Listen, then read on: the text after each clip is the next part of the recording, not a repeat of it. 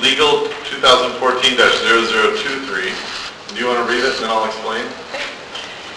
Proposed initiative number 2015-1 filed by Jackie Murray on behalf of Respect Washington to remove from the Spokane Municipal Code words added by ordinance number C-35164 and C-35167, which prohibit city employees from acquiring or ascertaining immigration status information in the course of lawful duties. So an initiative has been filed, and what can happen is council can do nothing, which means that it's then directed to be heard by the hearing examiner who determines and gives advice on the legality of the initiative, and then it gets sent out for signatures.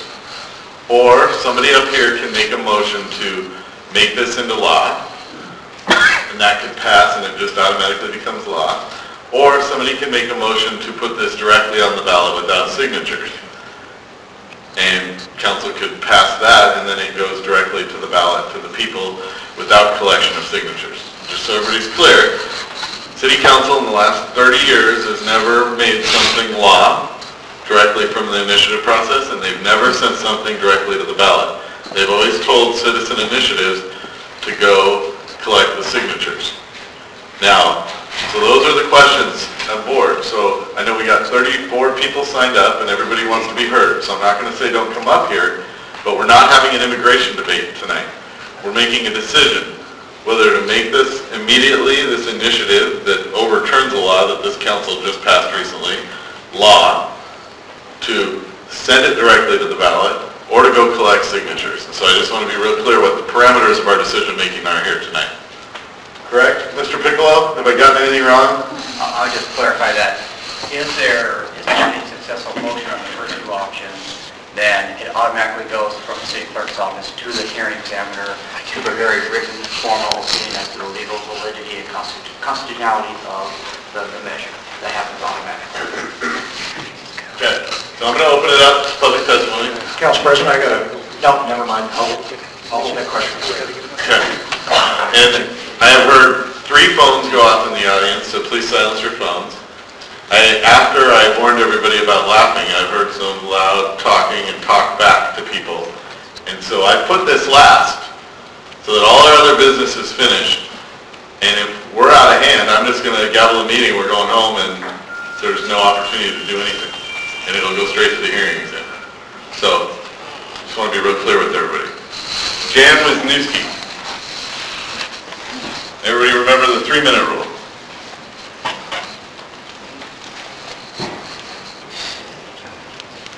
Councilman? I don't even know if I'd be able to speak here tonight. I'm from Montana, and just until recently, I don't know if I can say anything. But what affects Montana is, hey, you've got the trade winds, the weather, politics, it all works its way over, okay? These people are here illegally, okay? This should not even be on the agenda, okay? You're giving them special favors, okay? Those belong to the citizens of the United States that are here. Now,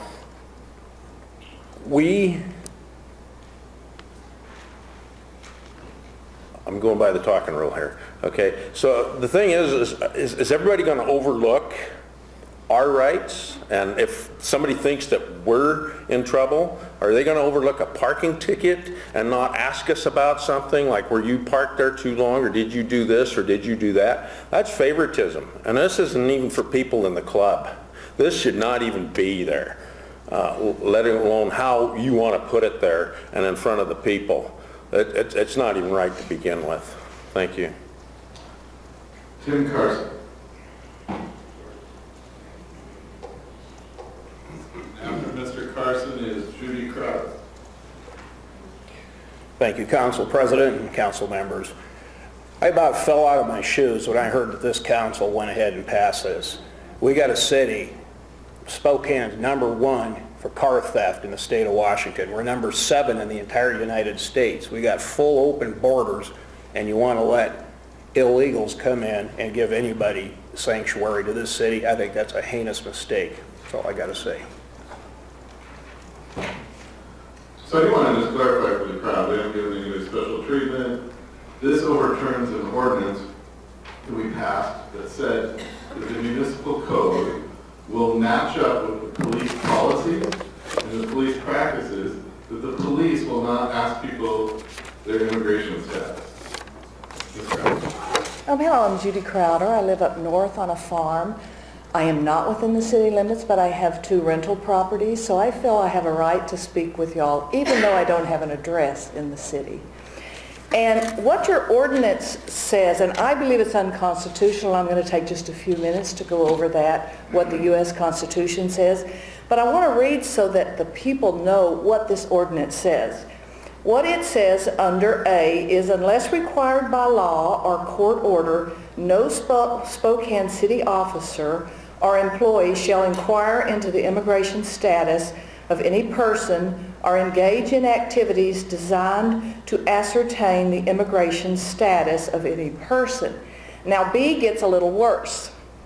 What it says is Spokane Police Department officers shall have reasonable suspicion to believe a person has been previously deported from the United States, is again present in the United States, and is committed or has committed a felony criminal law violation before inquiring into the immigration status of an individual. That is a ridiculous thing to put into law. What is a felony is to abet criminals that are in our country, or immigration, illegal immigrants. So here is what the U.S. Constitution says the federal government is required by the U.S. Constitution, Article 1, Section 8, Clause 15 to repel invasions, and Clause 4 to establish a uniform rule of naturalization. That does not say that you have the authority to determine naturalization laws or who you are going to overlook. Now, the federal law, it is a felony to harbor, shield, or conceal illegal aliens. That is a felony. So what you and your ordinance is doing is forcing the police officers, even if they have a suspicion that these are illegals. That would be abetting, that would be shielding. That is a felony, and you guys really need to think about this. This is an unconstitutional ordinance. It's going to cost the citizens. It is a constitutional republic of law. Everyone should follow the law. That's what has made our country great, and I'm embarrassed that you guys have done this. So please, whatever is the best to eradicate this, make that decision tonight. Thank you. Thank you, Ms. Carter. It's too bad you don't live in Spokane. You could vote against me in the next election. Stephanie Cates. And then Gary Edwards.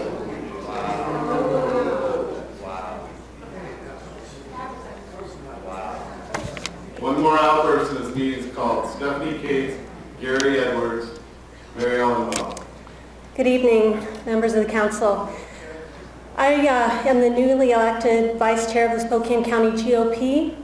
I represent over 200 precinct committee officers throughout Spokane County, including in the city of Spokane, many of whom are here tonight.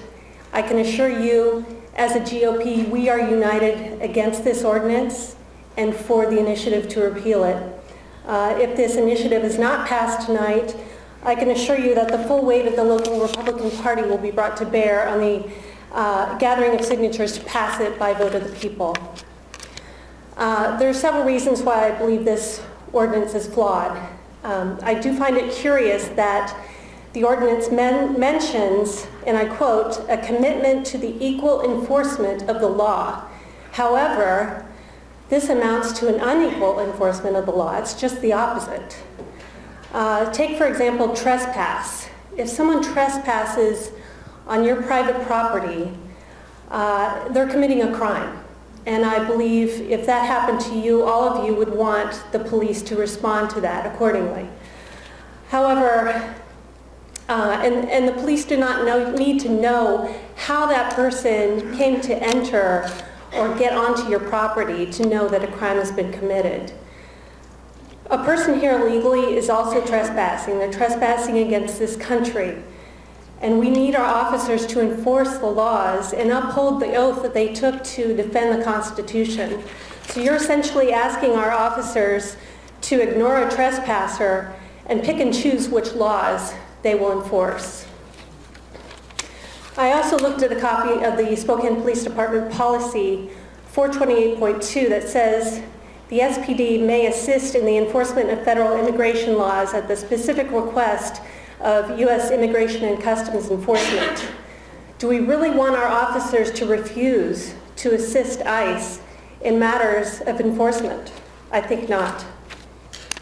I also ask you to keep in mind the government truism, you get what you subsidize, and consider the unintended consequences of this ordinance. It sends a message to the community that Spokane is a community that does not enforce federal laws, that a city ordinance can trump federal laws. I don't think that's a message we want to send as a community. So I encourage you to pass the initiative that repeals this ordinance tonight. Thank you. Thank you, Ms. Kate. Gary Edwards and then Mary Ellen Moe, and then Sam Wood.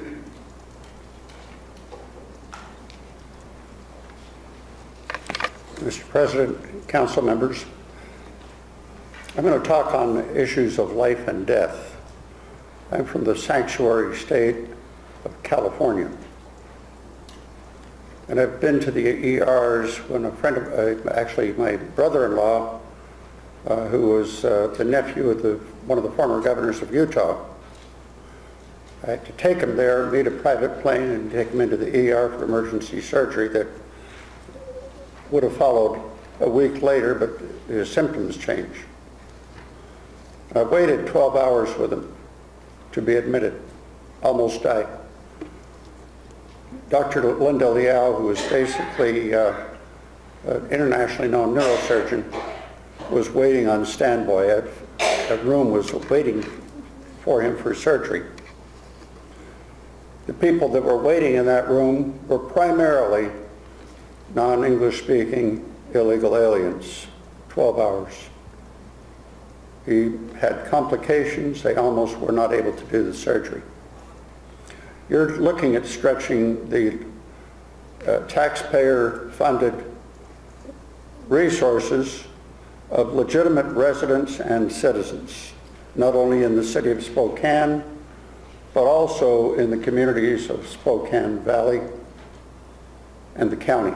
I know that the mayor, former mayor of Spokane Valley, attempted to reach some of you today to express his concern, and it will be discussed before other areas, to not just this today. You need to look at what's going to happen. California is basically bankrupt because of the liberal policies of illegal immigration. And the voters in this last election nationally voted primarily on two issues. One was illegal immigration, and they're concerned not only with what the Democrats were doing, but they're also concerned with the leadership of the Republican Party in Congress, to the extent that 60% of the public doesn't want Boehner re-selected. This is not just a Spokane issue. This is a national, it is a community issue, and I ask you to pause and think of the consequences of stretching the resources, particularly as it impacts life and death. Don't make a mistake based on political bias. Thank you. I do want to just clarify that this has been the policy of the city for the last 10 years, and we're just putting it in the municipal code. Mary Ellen Moe, Sam Wood, Alfredo Loredo. Yes, thank you for the opportunity to be a participant in our country and in our community. I appreciate that. I don't live in the city of Spokane, but I think that what you do affects us all.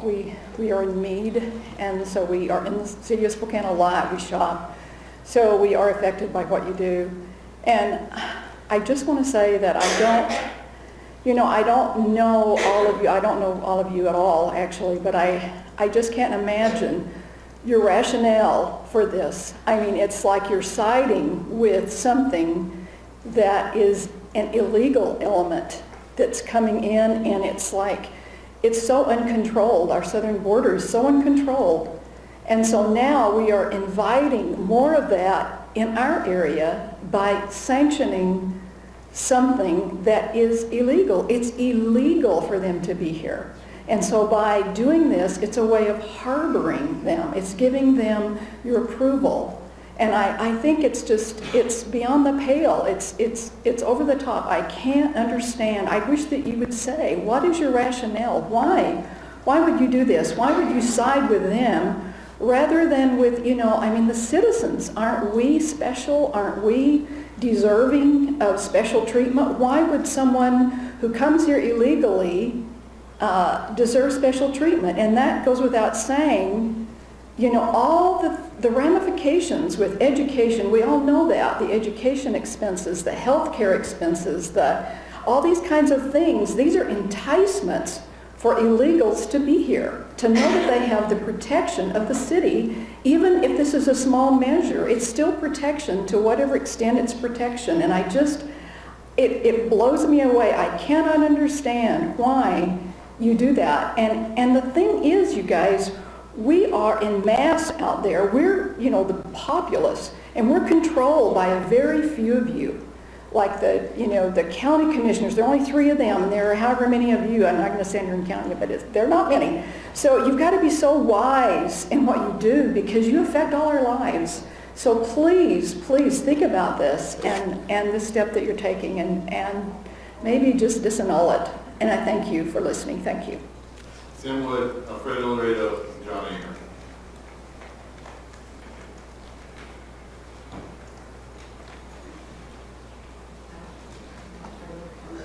Sam Wood. Okay. Alfredo, you're up.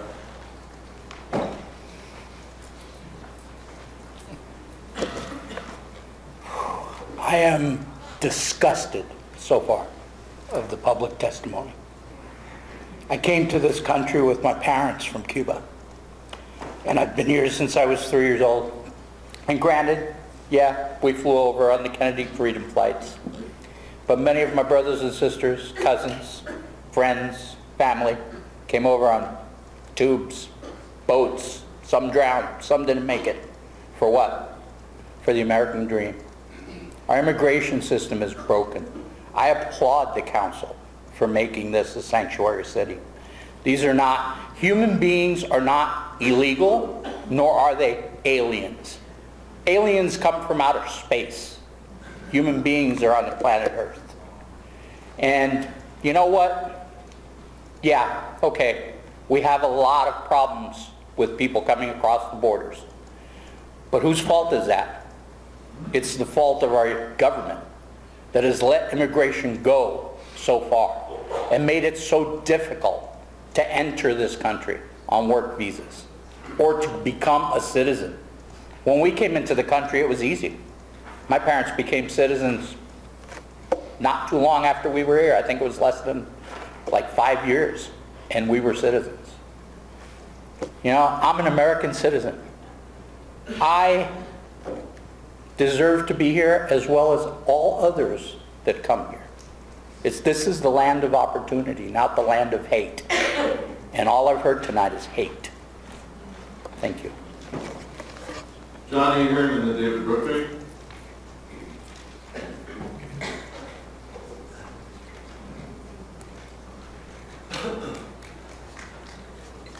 Well, good evening, honored members of the Spokane City Council. This really floored me when I found out that the City Council had passed that ordinance or initiative, whatever you call it, allowing this to be a sanctuary city. I want to mention a couple of things that you probably didn't consider. First of all, the state of Washington is not the most business-friendly state in the Union. Okay, let's take a look at a couple of other things. First of all, we have a B&O tax. You go right across, 35 miles across the border to Post Falls and go into the Chamber of Commerce there. Last time I was there, they had a big sign up. The B&O tax stops here. So So Idaho, that's an attraction to move your business to Idaho. Number two would be the fact that we also have the highest minimum wage in the nation. I believe it's now something like $9.37 an hour. And in addition, we have the second highest gas tax in the nation, second highest right at this point. So with an initiative like you folks passed, or the ordinance that you passed back in October, allowing this to be a sanctuary city, what business in their right mind that wants to move over here somewhere in northern Idaho or wherever? And I can guarantee you, with this being a sanctuary city as it is right now, I can guarantee it, they're going to bypass Spokane. There's no two ways about it. So if you vote against Jackie's initiative there, I want to mention one other thing too, and that is the fact that you're all politicians. I am too. Have been, still am. And I still want to tell you one thing. A lot of you are going to want to go ahead and run again for re-election. And if you put this Jackie's initiative down, I can guarantee you that may not be a plus for your re-election. So I think that's one thing you really should take in mind. The fact that you're driving businesses out, or will be, and the fact that, your re-election. Take that into consideration. Thank you, honored members. Thank you. No, that's it. Thank you.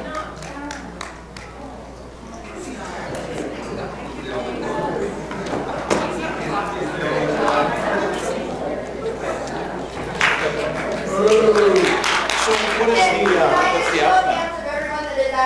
What is the follow-up?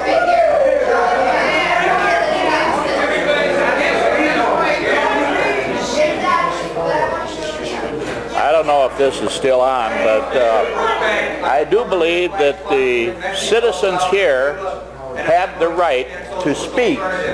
The parade of aging xenophobic white Europeans gathered here tonight on this issue are called to be here tonight to speak against some of the hardest working, most noble and honest, productive people in our community. Many are here due to destruction of our capitalism and ignoring every corner of the world.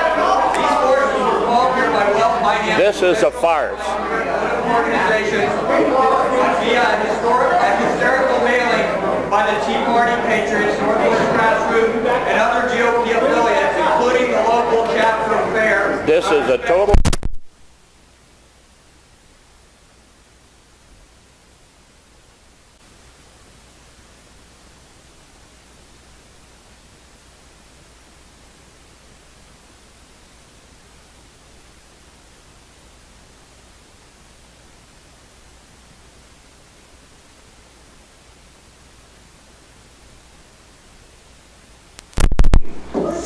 I'm Council President Pro Tem, hearing testimony. We can continue hearing testimony. But this is what's going to happen. Anybody who claps or outbursts, we have an officer here, we will remove them from the chamber. And if we have too many outbursts, we will cut off testimony. In the 5 years that I've been on council, we've never had to do this. That's because we generally get great respect for decorum here. Our democracy depends on letting people be heard. And if you drown out folks with applause, laughter, hooting, hollering, you're not allowing an equal playing field for everybody to be heard. So, if folks are willing to abide by those simple rules, and if this council is willing to hear more testimony, we can continue.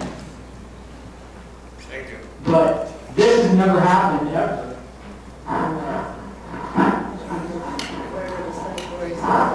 This has never happened ever in the 5 years that I've been on council.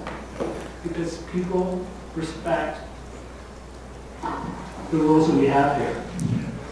Just a comment. Please take a seat, George. For that, Mr. No, please take a seat. I'll have you removed from the chamber. Well, that's happened to me 9 different times in the council meetings, so this is nothing new to me. This is the type of iron-handed, ridiculous actions that our city council has done. I'm going to ask you to be removed.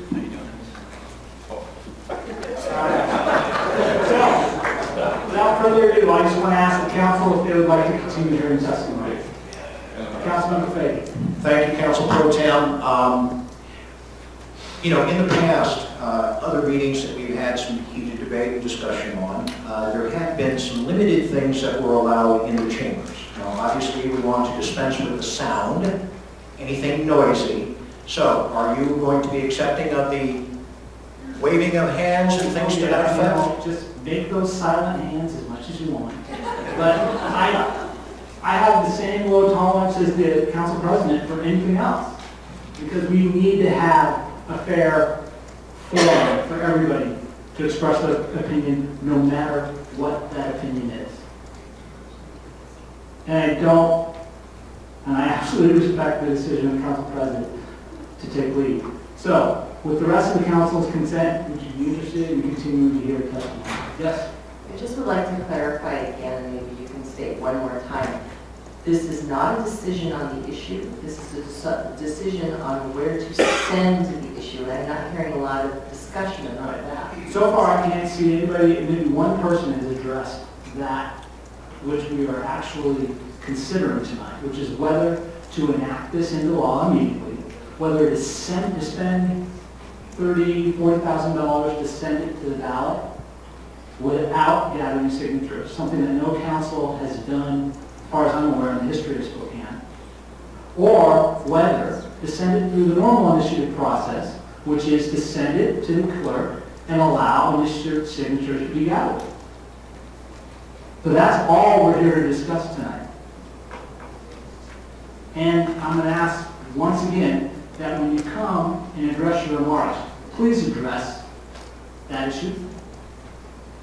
All right, so now I am trying to figure out who was the last person who spoke. I think we were down to John Ahern, and then David Brookbank was next. After that is Mike Munch. Please go forward. Hi, I'm David Brookbank, former U.S. Vice Consul in Mexico, El Salvador, and Cuba, and a member of Spokane Social Alternative. This law should be enacted immediately and made into law or passed through initiative. This is the proper thing to do. The parade of aging xenophobic white Europeans gathered here tonight on this issue were called to be here tonight to speak against some of the hardest working, most noble, honest, and productive members of our community. Many who are here due to destructive U.S. capitalism and imperialism making war in every corner of the world. These forces were called by well-financed professional anti-immigrant political organizations via an hysterical mailing by the Tea Party Patriots, Northwest Grassroots, and other GOP affiliates, including the local chapter of FAIR, Respect Washington. And just let me point out to Mr. Fagan that Respect Washington website has no Spokane address or phone number. The address is a P.O. Box 3786 Federal Way, Washington. While Mr. Fagan Envision Spokane has a Spokane City address, phone number, and board members and staff from Spokane. After having seen the macho white monster pickup trucks and Rick Santorum bumper stickers in the front of City Hall tonight, and after watching Councilman Mike Fagan rally the troops at the top of the steps earlier tonight, it's clear who is here. I also learned from these anti-immigrant forces gathered here, having spoken to a few individuals in the lobby, having heard that all the families arrived legally at Ellis Island, none having changed their names upon arrival, and that all currently work 60 to 80 hours a week. Their children are all straight-A students, and none ever committed a crime, ran a red light, or asked for any public benefit, including federal student aid. I realize this is not a group you can reason with or convince.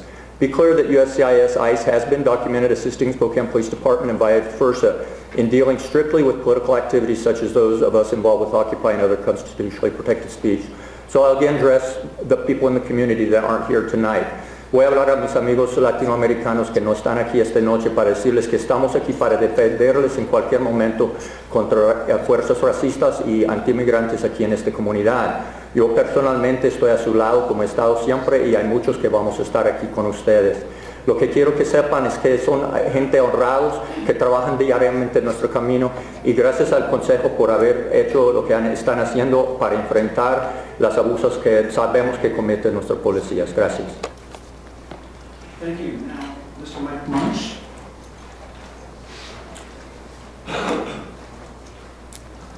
Thank you, Council. I'm Mike Munch. I came out here tonight to talk about the issue that is on before us, not illegal immigration, nothing of that. The ex-president said several times this is just a clarification of city policy that's been happening for years. He also said that, you know, this is a clarification of the way the Spokane Police Department operates. All of those things. That may be true, but by putting it pen to paper and announcing it to the world, you make it so that all those people know to come here now, whether they did or didn't before. On top of that, it's, you know, Mr. Fagan broke down how much money it costs just in the next year for Spokane. This is an unfunded liability that's not even listed in all those billions almost of dollars. You know, it costs us tons of money. It affects the taxpayers that are here paying taxes that went through everything legally. You guys have the opportunity to correct a mistake tonight, and I hope that you do correct a mistake tonight. Thank you. Thank you. Next up, Erica Munch, and then Mary Ann Torres. Ms. Munch, you have 3 minutes.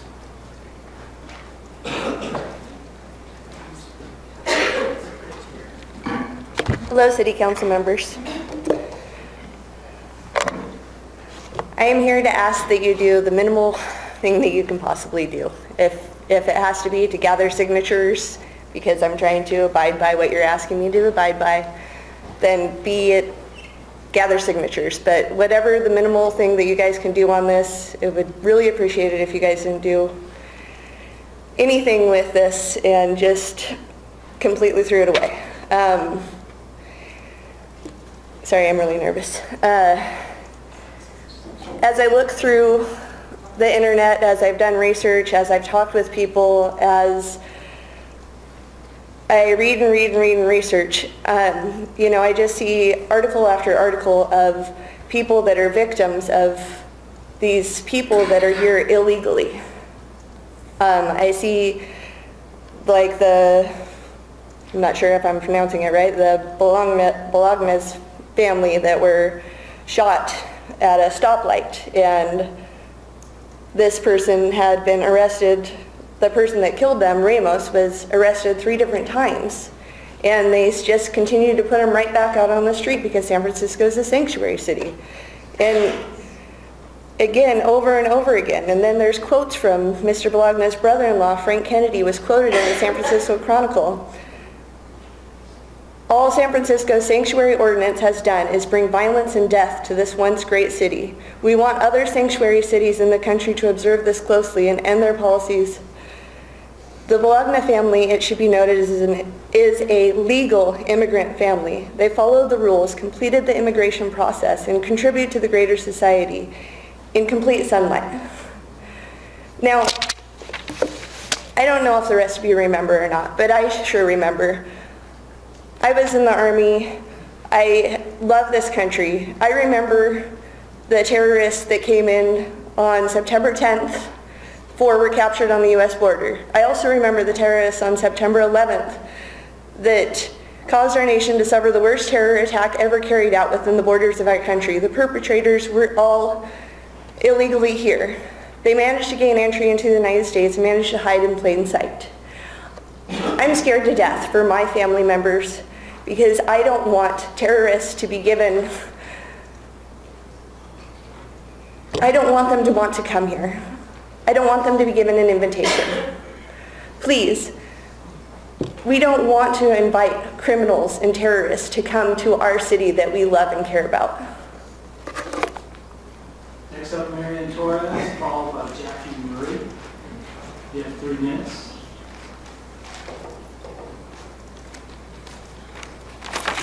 Thank you, City Council members. Mary Ann Torres. I also am here to ask you to do the minimum on this, but for a very different reason.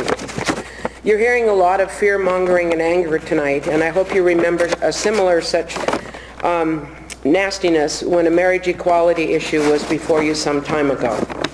At that meeting, we also heard horror stories about the dangers they presented, how they would destroy our way of life, and more, just like tonight. I worked some time ago with undocumented people in the Bay Area who were torture survivors, mostly from Central America, where America's foreign policy was a major factor in tearing those nations apart. We need to remember that most of the undocumented people in Spokane are here because they fled violence or economic devastation in their home countries. We know that they pay taxes, that they do the work that many of our own citizens do not want to do, and they raise children who are often citizens of this country and are also victims of having their own families torn apart when those citizen children stay here and their mother or their father or both are deported. I ask you to not enact this as law, to send it to the people, which I assume is the least work you can do on this. Help to keep Spokane a decent place for all of us to live in. Jackie Murray, then Sharon Nadipagian.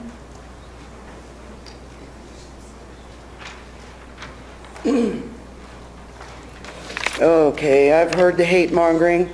My father is a legal immigrant from Jamaica. I'm black.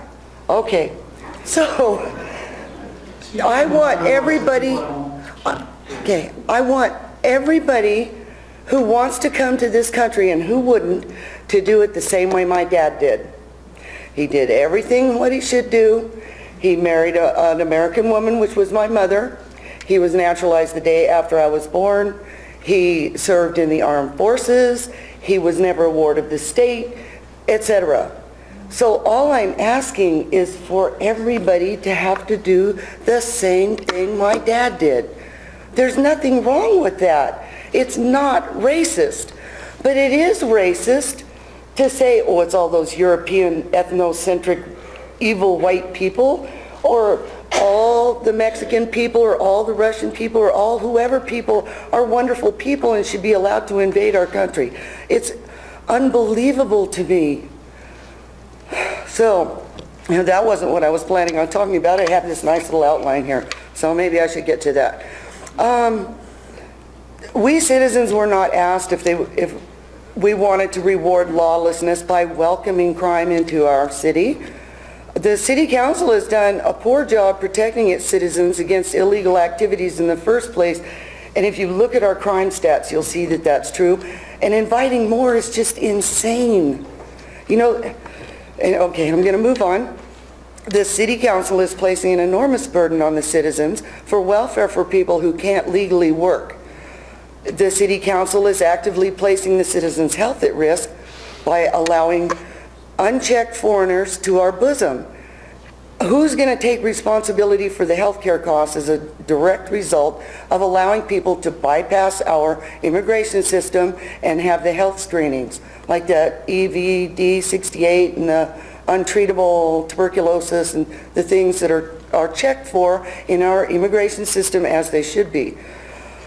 And on number 4, why would anybody expect us, just the regular old citizens, I go to work, I pay taxes, why should I follow federal law? Federal law has a lot to say about what I do. I drive a truck, I have the Federal Motor Carrier Safety Act of 2010 I have to deal with, I have medical cards and this and that and the other. I have to obey all those laws, don't I? Wouldn't I go to jail? So why are illegal aliens allowed to dismiss that portion of the law, and I'm expected to follow every little thing? And then as far as the rest of it, you know, we really can't afford this. It's illegal to have a job. It's illegal to collect welfare. It's illegal for them to steal my identity, called identity fraud. It's illegal for them to break into my house and take what they need to survive. It's illegal. That's the whole thing. I'm looking at illegal. And I see that I have maybe 30 seconds left. So I would really like to see you guys just pass this into law today. Of course I would.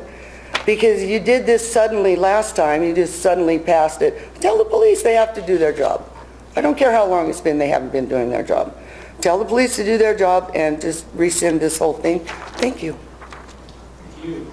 Next up, Mr. Lee, and I apologize if I mispronounced your name. No problem. You were close. My name is Sharam Hadian. Thank you, Council, for the time. To answer your question, I am asking you to take an unprecedented step to be able to pass the initiative into law tonight. But if not, I'm requesting that you at least allow this to go to the voters for a signature drive so the people of Spokane can speak to this issue. I'm a recent resident of Spokane County. I'm a pastor. I'm a former police officer. And I want to share with you a couple of things tonight. I do believe this is an immigration issue. It is a national security issue. It's a community issue. It's a moral issue. As a pastor, I believe that all of you as elected officials have a grave, serious responsibility that you've been given to uphold your oath to the rule of law and to the security of the people.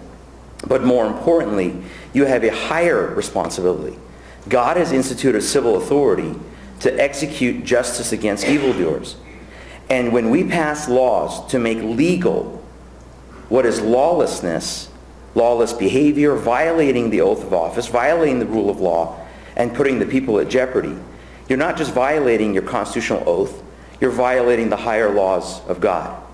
I waited 16 years to legally come into this country from Iran. I fled persecution in Iran. As a Christian, if I go back to Iran, I could be killed because I'm a Christian.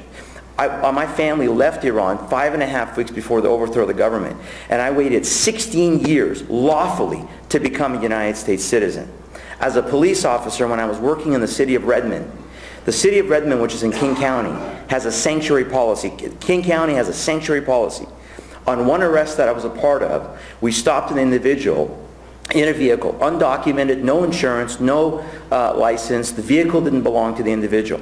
That's an arrestable offense. So we took the individual in. The individual had $6,000, $100 crisp $100 bills on his person. We contacted ICE, which is supposed to be what we're supposed to do as police officers. Immigration Customs Enforcement asked us, "What county are you in?" We said, "Well, we're in King County." They said, "Turn the individual loose." My supervisor's jaw dropped, and my jaw dropped. What? Turn this individual loose? You can't even identify who this individual is? Is this person here lawfully? Do they have ill intent? Where does the money come from? Whose vehicle it is? None of those questions could be answered because King County was a sanctuary county. You are tying not just the hands of the police, but you're putting the citizens at risk, and you're violating the higher responsibility you have. I urge you, please, to pass this tonight. If not, let it go to the voters. Thank you for your time. Thank you, Rick Layton, and then Brad Davis.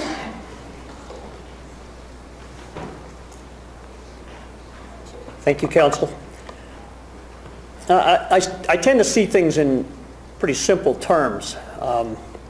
There's right and there's wrong. We live in a nation of laws. We live in a nation of respect for laws. And when you embrace a policy that prohibits our law enforcement officers from engaging in activities to ascertain the legality of people, their lives, what they're doing, what they're involved in, that's special treatment. Would you also prohibit them from engaging in activities to ascertain the legality of my lawlessness? Understand that I've heard multiple options tossed around tonight. Everything from $30,000 to $40,000 expense to take this to another step, an initiative process, passing it directly into law, or just striking it. You have an opportunity tonight to do what is right, to do what is so common sense if we don't try to complicate it.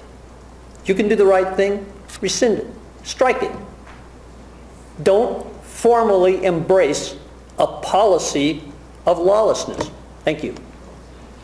I see the hands going up, much appreciated. That's the kind of response we want. Out first, thank you very much.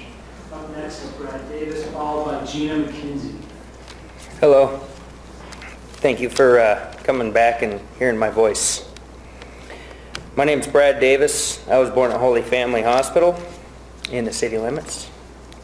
I'm a PCO in Spokane. I'm a homeowner. I've been a homeowner with my wife for 7 years. I'm a father and a husband, obviously.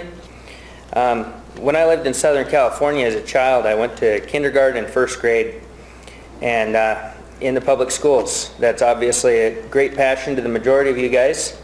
I believe education is paramount for one's success in life. when I was down there, the illegals were definitely there. Their parents mostly were hardworking, but one thing, despite that, they put a big toll, and it's been said before, we don't know what the number is. It affects the student count, the food, the lunches, obviously the load at the hospital. As many immigrants have come here legally, you know, Mr. Hadian, the other woman who spoke earlier, it can be done. I would urge you guys to throw this out, or in the least, let the people vote on it. Thank you. Thank you. Jim McKenzie, followed by Carolyn Wolf.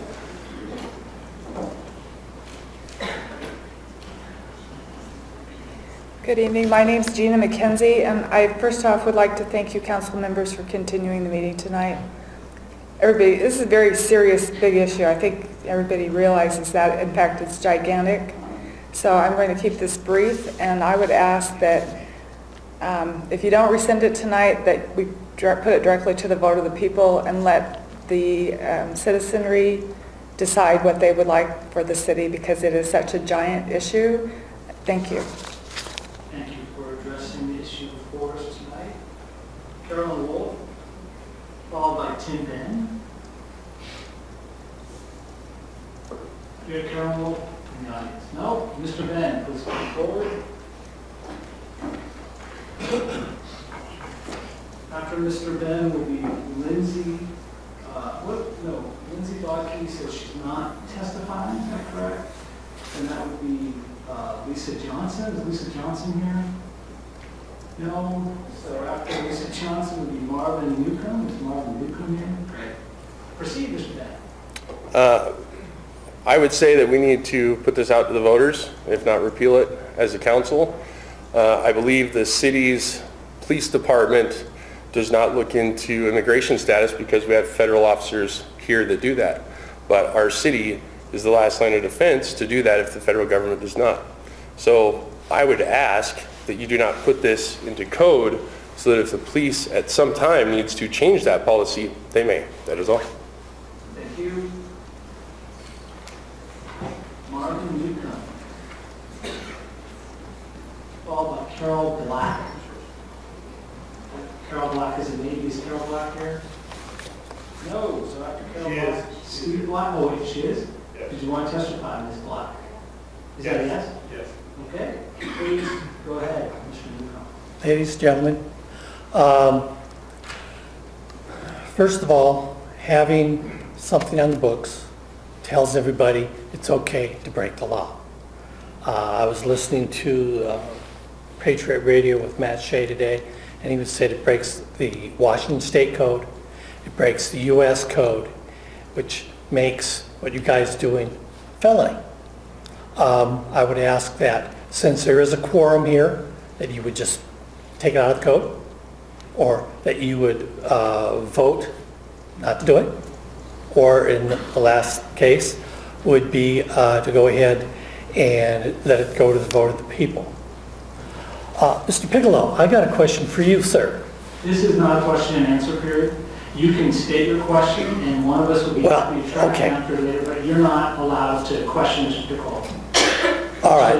Well, it's just, you know, he's a lawyer and I'm not, so. We'll be happy to track down your answer. You can ask it rhetorically within your time. Okay, I'll do that. Since you're breaking federal law and state law, would you do a federal lawsuit first, or a state lawsuit, or combine them together as like a class action suit?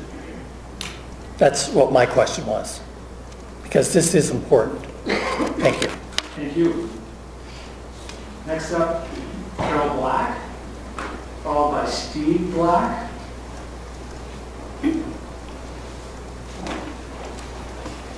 Hi, Council. Thank you for taking my few words. I just speak as a product of the Spokane school system and also a product of employee employment, City of Spokane employment.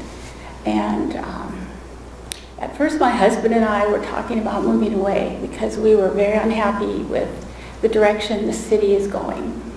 However, I started to think about this, and I realized that I was in the retirement department, and I would imagine very few retirees are going to be happy about this.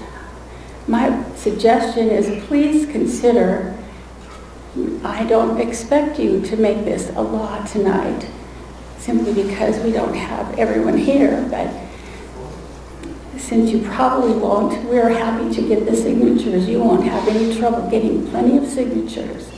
And I'm going to stand behind those people that are opposed to this. Thank you. Thank you. Steve Black, and then Gretchen McDevitt, I have you down as not testifying. And then after that is Susan Wilmot. Is that a question mark? Does that mean testifying? Coming down, if that's a yes. Please go ahead, Mr. Black. My name is Steve Black. I'm a veteran, 20 years, and I swore to support and defend the Constitution against all enemies, foreign and domestic. And I believe that my job still is to try to defend the rights of the Constitution and the Bill of Rights. And I believe that as city council members, that is your job, is to protect the people as it is mine. And that's why I'm up here tonight, and I'm asking you to cancel this out, or at least put it to the vote of the people. We the people are the ones who are your bosses, and you need to realize that. You can't just be, you guys have raised taxes on us and levies and fees and all this stuff without any of us having anything other than we can come up here and say, hey, please don't do this to us. We can't afford it anymore. And you still pass it anyway. And you've got the majority to do that. And so I'm just asking you to please help the people, help we the people, support we the people, defend we the people. Thank you. Thank you for remaining and allowing us to speak. I would say this, we are a nation of laws, and I do believe that this council represents those that uphold the laws. I would also say that our police officers have taken an oath to uphold our laws.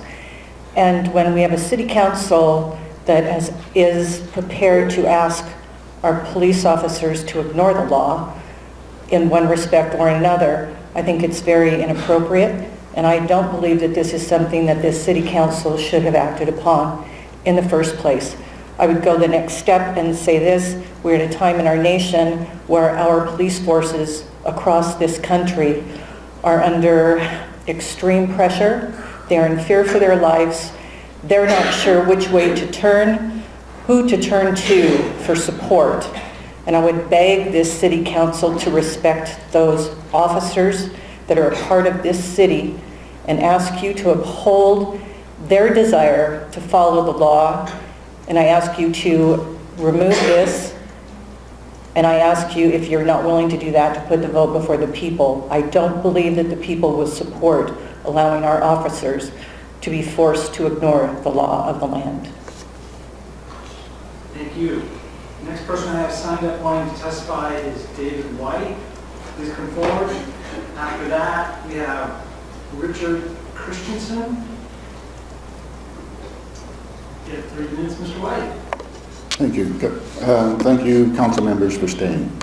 This is what America is all about, to speak on these issues, and I will try to speak to the actual issues. Feelings are powerful emotions, as we can see from the reaction of the council president and from both sides of the issue here in the forum that you're being presented with. But we're not a nation of feelings, we're a nation of law. Ronald Reagan, one of our greatest presidents in my lifetime, who granted amnesty to more illegals than any other president to that time, spoke of the shining example on the hill that we were and that is because we are a nation of laws, that we are a nation with a constitution, and we have a state with a great constitution. We may not always agree with the law, but we are people who honor the law.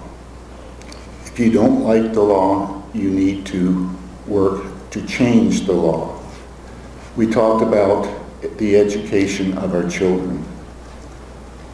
When you work with feelings, you can become easily misguided, well-intended, but easily misguided.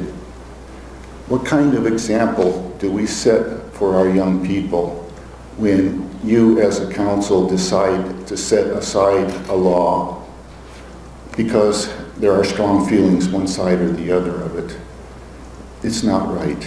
You're setting a poor example, and I would urge you to, when you look in the mirror in the morning, say, is that decision that I made teaching children that if they don't like the law, they don't have to pay any attention to it?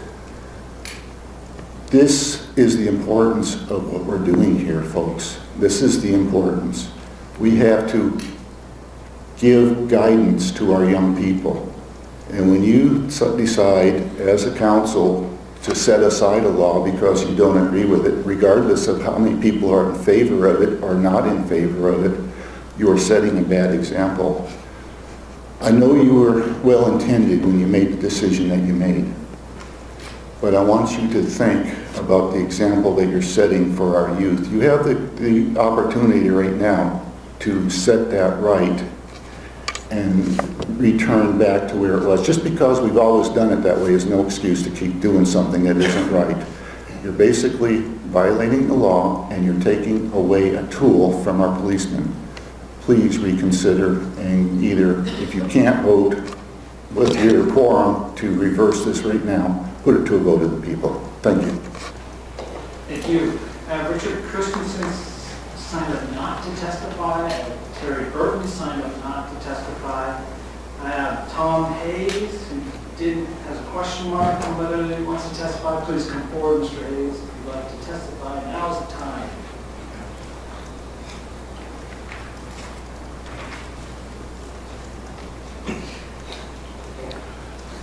Council, first of all, I'd like to thank you for being so gracious to continue the meeting and not succumb to an infantile temper tantrum. Just a couple of comments. First of all, our nation is in a financial crunch. We're $18 trillion in debt and growing. Therefore, I don't know how on earth this nation can possibly, or the city can possibly, go further in debt when we can't take care of our own. Aside from the fact that it's illegal, it's against the U.S. code, it will also damage the very core of our society, financially, morally, and many other ways that I won't even get into. Also, the penalties for going against the law, as outlined in U.S. Code, Title 8, Chapter 12, states that it is a felony to disregard the law, and you can be fined and imprisoned for not more than 20 years or both. Thank you. Thank you. Last person I have signed up is Sue Ann Manson. She's present. Please come forward. You have 3 minutes.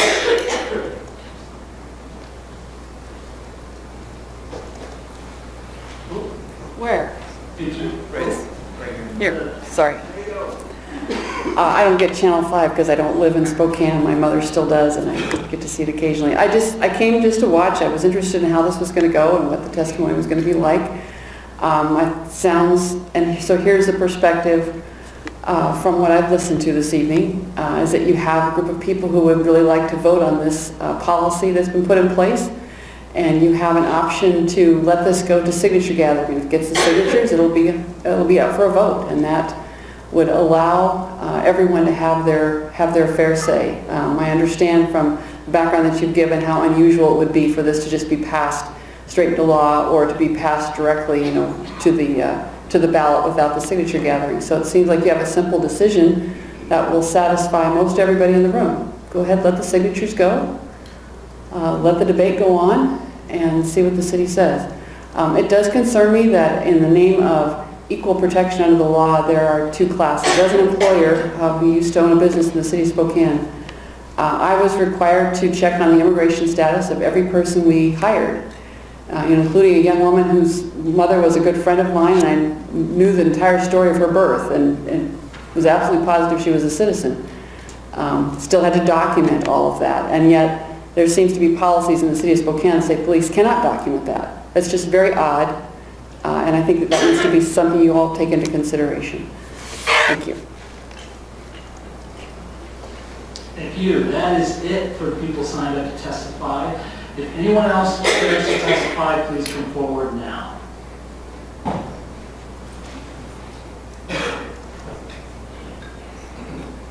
Please state your name for the record, and you have 3 minutes. Thank you, councilmen and women. Thank you so much also for giving us a chance to finish and speak. I wasn't going to speak. I don't really like public speaking, but I just really think that if we were to become a sanctuary city, it would increase the danger on our streets. And I do not want to see Spokane, our beloved small city, become a horrible, dangerous, crime-ridden city like you see in some of the big major cities in our country and in the world for that matter. Top that off with the fact that this is not a race issue. There are many, many, many terrorists coming over our borders, especially the southern one, and I don't want to see an increase of terrorism. I don't want to live in fear like in many other countries. And one of the biggest ones for me as a woman is human trafficking. We already have a problem with that even in our small, fair city. We're already, you mentioned it earlier, somebody did, about making a month for it this November. That would increase more people coming into our city, knowing it's a sanctuary city, that they can do whatever they please, steal some woman off the street, you know, at any time. Your teenagers in the mall wouldn't be safe. Your grandma on her front porch won't be safe. Your little ones could be sold into slavery to make our Nike shoes in some other country. Honestly, it's kind of a no-brainer, really. And I just, please, just do an unprecedented thing and overturn that tonight. But if you aren't willing, then send it to us voters. Let's get the signatures, because I know we will. So just give us that chance. Thank you.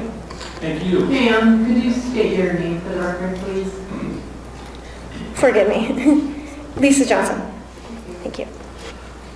Anyone else, please come forward. Mr. Chase, welcome. Thank you, and thank you for letting this continue. My name's Rob Chase, and I reside in the county at Liberty Lake, but I'm sure you're all, a lot of you are history buffs here, and I think the idea of sanctuary is a good one, but I think in history it presupposed someone was innocent and could proclaim their innocence to God, so there are sanctuaries for them to go to. And I agree with Mary Ann Torres here, we shouldn't use the word they, but the word illegal alien says it all. So they're already sort of, you know, out of compliance. And if you study like the fall of Rome, I mean, towards the end, they were giving, you know, the word citizen started taking on less meaning. They started giving it to all kinds of allies, and pretty soon friends became enemies. So we've got to think about those things too. I always liked the idea of the melting pot. I had a grandfather that came from Greece, a great-grandfather from Norway, you know, grandparents, great-grandparents from Sweden, and there is no frontier anymore. You know, the melting pot isn't true. I worry about causing having, instead of a melting pot, having a mosaic, a balkanization of things. And you know, it seems like we already can find enough reasons to be at each other's throat. But we do need to follow the rule of law. And that's what it is until laws, changed. People are illegal. Thank you. Thank you. Anyone else? Last chance, last call. Please come forward and state your name for the record. My name is Roy Sigler. I've been a businessman, furniture repair shop in Spokane for about 44 years. I'm also a PC officer at Precinct 6009, and our economy is not that great. If people say whatever, because it's struggling still. And I've been in business that long, and I got ups and downs and whatever, and I have a budget I go by, and sometimes I really skimp. I turn my heater, my furnace down to 40 degrees in my shop, watch the P's and Q's of everything, and the main thing, the city, the state, and the country should have a budget too, just like the small guy or whatever. And this is what's important for all of you to understand, is a budget.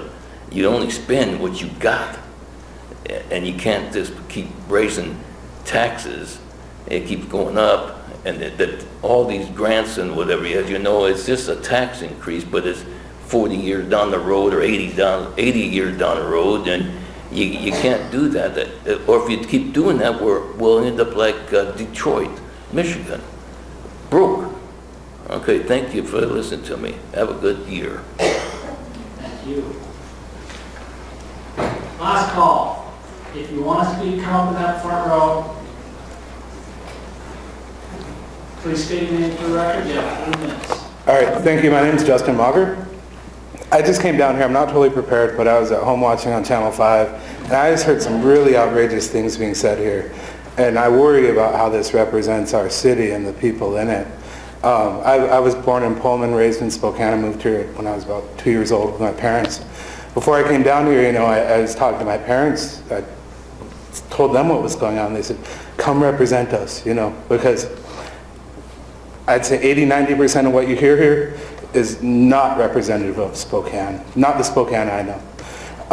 The idea that people that were born in other countries somehow are inherently terrorists or illegal immigrants is so hateful and so painful, to hear that kind of xenophobia, that kind of bigotry coming from people in this, the center of our city here.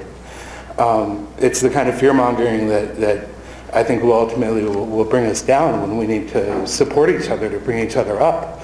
Let Spokane be a sanctuary. A sanctuary is a good thing. Since when has sanctuary become a bad word? This is a place that's safe for people to come to. And with that, I'll leave you, but I just want everyone here to know that you don't represent the Spokane that somebody who was raised here knows. You don't represent the Spokane that somebody who works here knows. And, I just wish you all would rethink your positions. And I thank the City Council, though, for being fairly progressive on this issue. Thanks. Thank you. Come forward, sir. You are our last speaker tonight. Please state your name to the record. Yes, I'm Dalton Van Houten. I'm also a resident of Washington State. My ancestors migrated here from Kansas in 1880. Seth Woodard Middle School is named after my great uncle. We're the Woodards and the Salmons. We've been here for a long time. However, I wasn't. When I graduated in West Valley High School, I joined the Navy. 34 years later, I retired. I was never in a country where somebody didn't talk to me about wanting to come to America. This is the golden age. This is where they want to come. But the people that wanted to come came here legally. I had a lot of sailors that worked for me that were Filipinos, they were, you name the Vietnamese, Europeans. They got into the military after they got their cards. Now, when I retired from the Navy, I was very uninformed. I went into public school system. I retired 2 years ago after 16 years of teaching from Mariner High School and Mukilteo School District. We were the I-5 corridor. We had 64 dialects spoken in that school. The cafeteria sign for cafeteria looked like a Canadian road sign on steroids. 64 dialects. We'd have parent-teacher conferences. Parents didn't speak English. Many of them were not citizens. But we still had to teach their kids, which is good. They need an education. But the drain on the public funds to have those kids in there, parents not working, kids getting free breakfast, free lunch, which was good for the kids, but not good for the taxpayers. And you're going to face the same thing here. It isn't just King County. Snohomish County's got the same problem. And that's why I'm back in Spokane after retiring from Mariner High School. It's great to immigrate. You need immigrants. This country is made of immigrants. But there's one way to do it, and that's the legal way. And if you're going to support the illegals, then the system is going to fail. Just because our federal government is failing doesn't mean that our local government needs to fail also. The only way we can correct things in America is at the local level. We have no say in correcting anything at the federal level. We don't get to pick the person to vote for, we get to pick the party. We don't want that to happen here. Thank you. Thank you. And that closes public testimony this evening. Nope, that closes public testimony this evening. We now have business before us as a council. Council, I'll hear motions on one or two possible things. Councilmember Fagan. Thank you, Council President Pro Tem. I appreciate your indulgence, but I have two motions that I would like to make separately. And let me just remind my colleagues here the reason why I didn't support this to begin with, and I'm just going to boil it down in a nutshell here real quick. An estimated 275,000 illegal aliens, including 104,000 of their children, are breaking the law being here in Washington State illegally.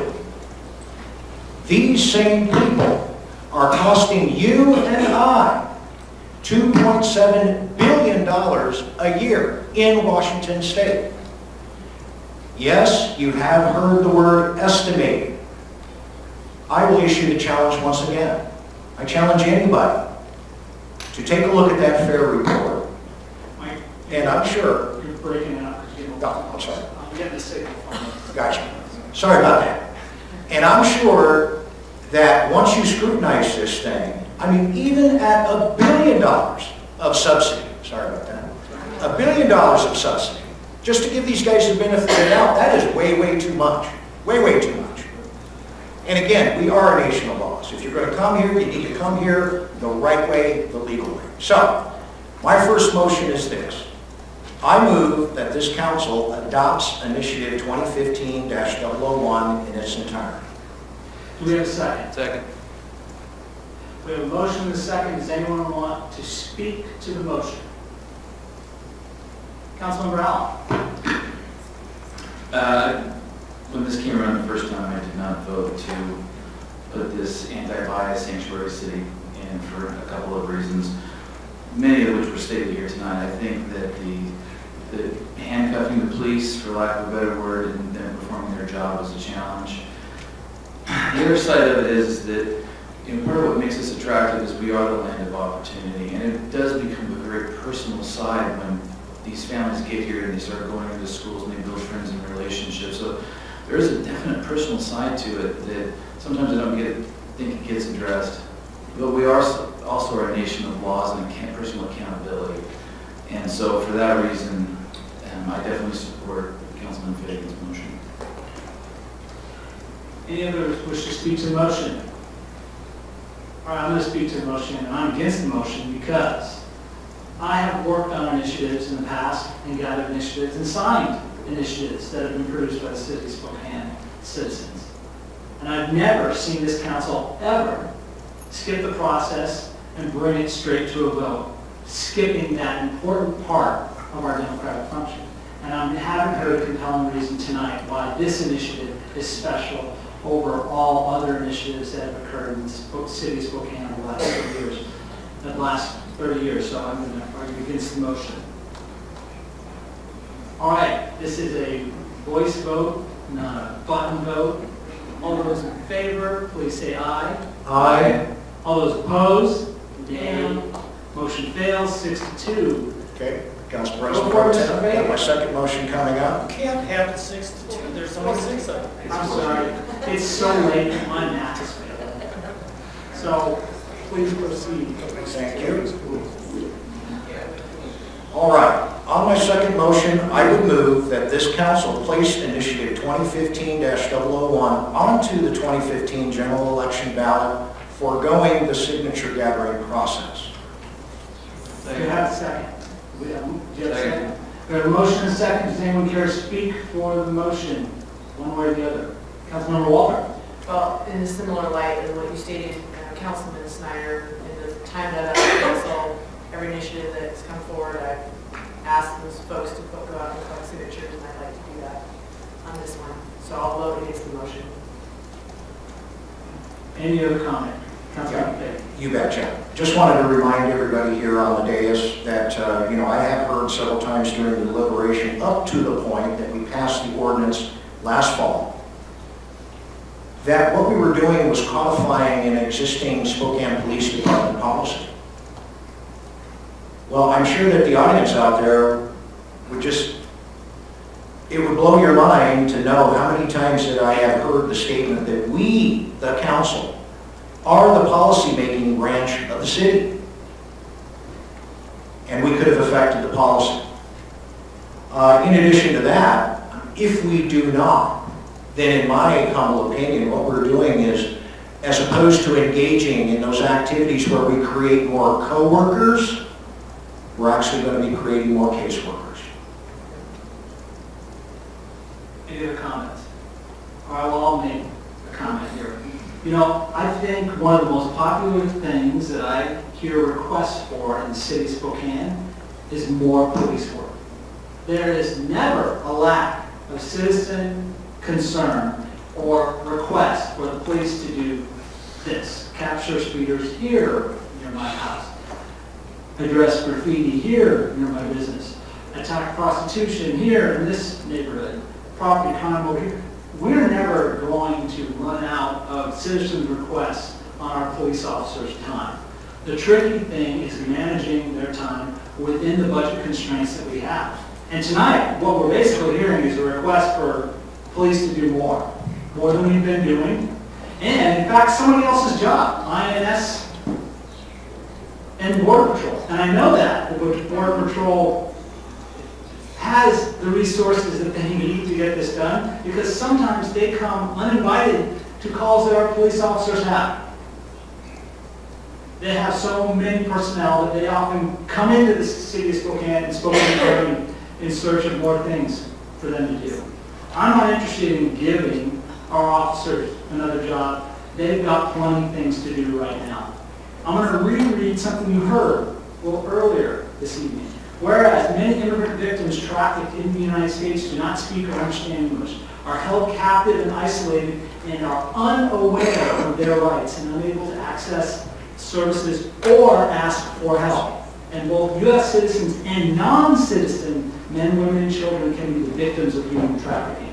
Whereas human trafficking is a crime hidden in plain sight, and it touches all of our lives through the people we love, the food we eat, the clothes we wear, and by its unseen presence in our communities.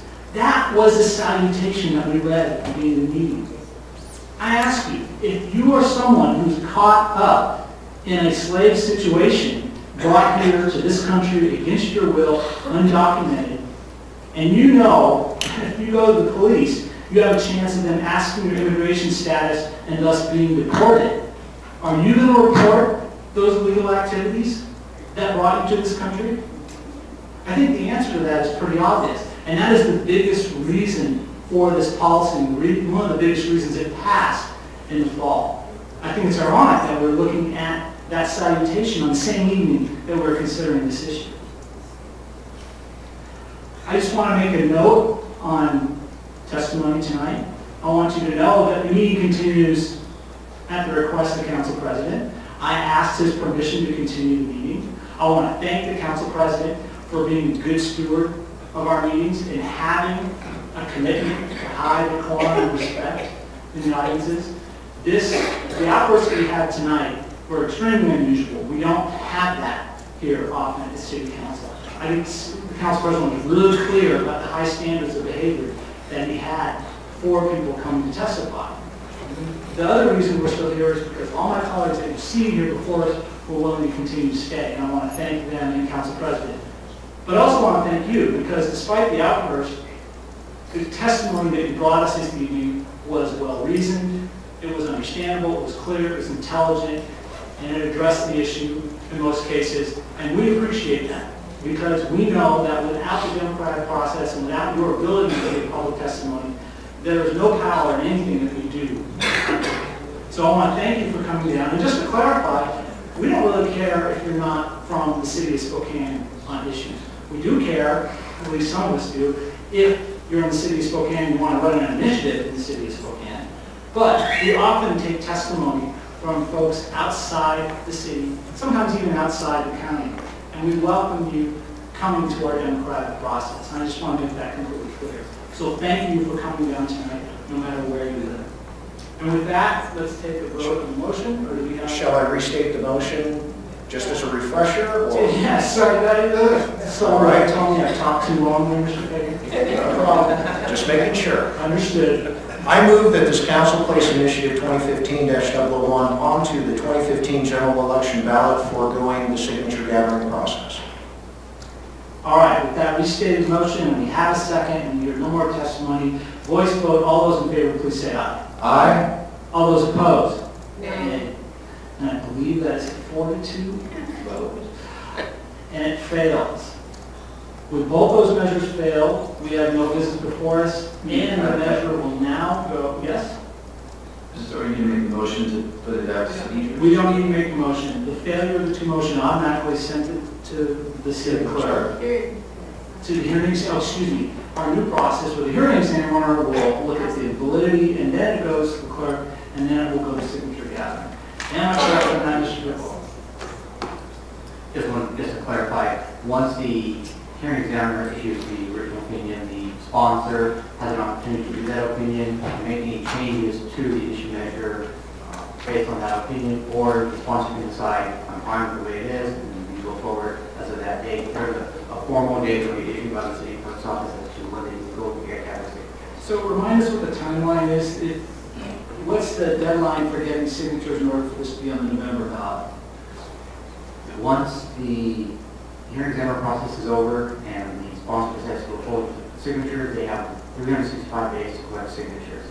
If they want to get on for a specific ballot, they have to turn those signatures at least 120 days before the desired election date, because the council has to turn around, they get to verify those signatures, the council has to pass a resolution calling the county to Washington the president on the ballot. So basically, they've got to get those signatures by the beginning of August if they want to get on this year's November ballot. I can check the exact date, but they have to bring in the 5% threshold to for the general municipal election, which is this fall. All right. Thank you, sir. With that, we have no more business before us this evening, and we are adjourned. Thank you, and have a great evening. Mr. Picklow, one more question.